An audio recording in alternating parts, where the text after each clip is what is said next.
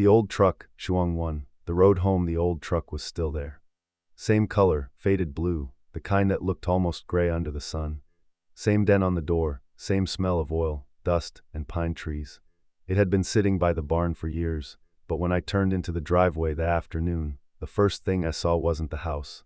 It was that truck. Funny how after all these years, that old thing could still make my throat tighten. I parked my rental car, stepped out, and stood there for a long time, just looking. The summer air carried the sound of cicadas, and somewhere far off, a dog barked.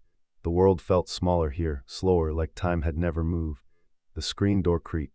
Mom stood there, thinner than I remembered, wiping her hands on a faded apron. "You came," she said. "I told you I would." Her eyes softened. He would have liked that. Dad had been gone for 6 months. I didn't make it to the hospital in time. Work, flats, traffic, all the excuses in the world, none of them big enough to fill that space where he used to stand. Mom didn't ask why I was late. She never did. That was her way, quiet forgiveness, folded neatly into the way she poured you coffee or touched your shoulder. We sat at the old kitchen table, the one with the scratch mark from when I dropped my first knife trying to help Dad cut wood. Outside, through the window, the truck sat like a sleeping dog, waiting. "You know," Mom said, her voice soft, "he wanted you to have it." I looked up. "The truck," she nodded. "Said you'd understand one day." I let out a small laugh. "I hated that thing." "I know." Her smile was faint but warm. "He used to say one day, he'll drive it not because he has to, but because he wants to." I looked out the window again. The truck sat under the oak tree, half shadowed, half sunlit. The paint had peeled off its hood like dried skin. A spider web clung to the rearview mirror. For a moment, I saw my father's silhouette in the driver's seat, his cap, his arm resting on the window, the faint hum of an old country song from the radio.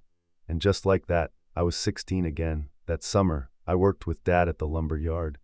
He drove that truck every day, sunrise to sunset, hauling wood, tools, sometimes me. The passenger seat was torn, the air smelled of sweat and gasoline, and the AC didn't work. When he rolled down the window, the wind screamed in your face. I remember saying, "Dad, can't you just get a new one?" He chuckled. "Why fix what still works?" "Because it's old," I said, "and ugly." He looked at me then, eyes crinkling under the brim of his hat. "Son, one day, you'll understand. Some things get old, but they don't lose their worth. They just carry more stories." I didn't understand then. I do now. At night, after Mom went to bed, I walked out to the barn. The crickets were loud, the air thick with humidity and memory. I pulled open the truck's door. It groaned, just like it always had. Inside, the cracked leather, the faded dashboard, the little metal Jesus still hanging from the mirror. I sat down. The seat sighed under my weight. For a moment, everything was still.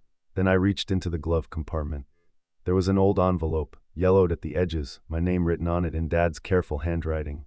I froze. Hands trembling, I opened it. Inside was a folded piece of paper, and a photograph, me, at age 7, sitting on the hood of the truck, grinning with a missing tooth.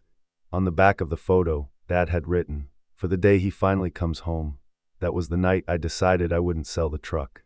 I'd fix it, piece by piece, with my own hands. Not because it was worth much, it wasn't, but because it was his, because it was